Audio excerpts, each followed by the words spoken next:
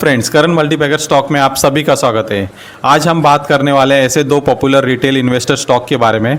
वो है Suzlon and Trident limited. अगर आपने 2020 मार्च क्रैश में 1 लाख इन्वेस्ट किया होता तो सुज़लॉन में आज वो मल्टीपल अमाउंट बन चुका होता, ट्राइडेंट में भी आपको मल्टीपल रिटर्न मिल चुका होता। लेकिन सवाल है कि क्या 2026 में भी ये मल्टीबैगर रिटर्न दे सकता है? इनमें से किस में ज़्यादा रिस्क है? कौन सा स्टॉक लॉन्ग टर्म में स्टेबिलिटी दे सकता है?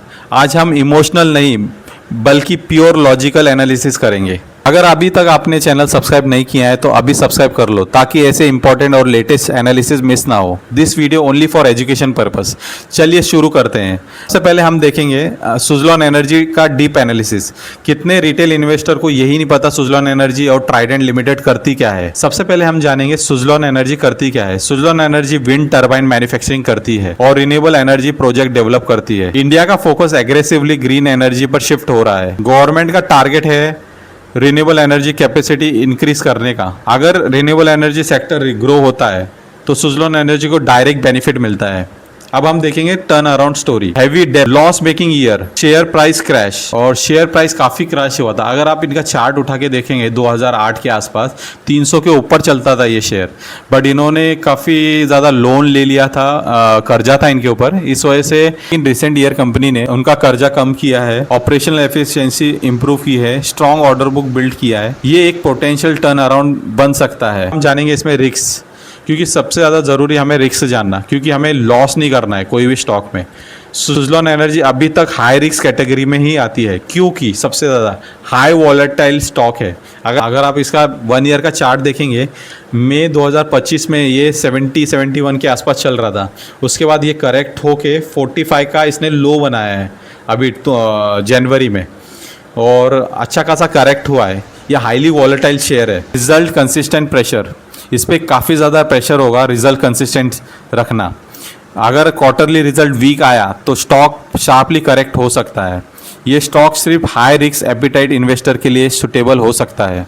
अब हम स्टडी करेंगे ट्राइडेंट लिमिटेड को। सबसे पहले हम देखेंगे इसका business model. Trident limited textile और पेपर प्रोडक्ट में मैन्युफैक्चरिंग करती है। बेडशीट और टॉवल ग्लोबल मार्केट में एक्सपोर्ट करती है। ये एक एस्टेब्लिश्ड और डाइवर्सिफाइड बिजनेस मॉडल है। अब हम देखेंगे इसके फाइनेंशियल्स। ट्राइडेंट का रेवेन्यू कंपैरेटिवली स्टेबल है। डिविडेंड हिस्ट्री भी है इसकी, अपने शेयर होल्डर को ये डिविडेंड भी देती है, और प्रमोटर होल्डिंग स्टेबल है। तो सुज़लॉन के कंपैरेटिव में ये रिलेटिवली स्टेबल कंपनी लगती है।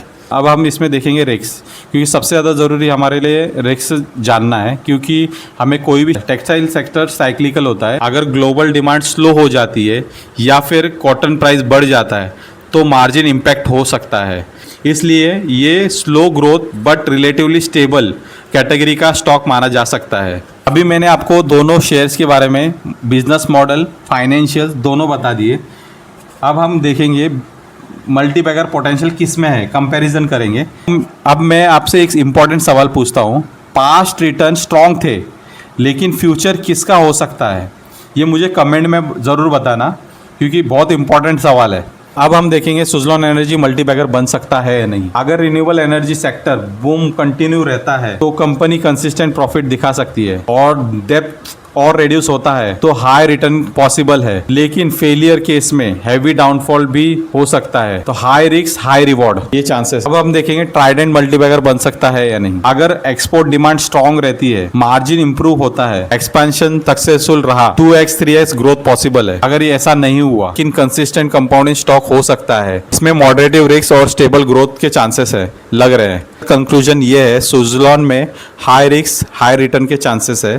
ट्राइडेंट में मॉडरेटिव रिस्क एंड स्टेबल ग्रोथ के चांसेस लग रहे हैं। मार्केट में पेशेंस सबसे बड़ा वेपन है।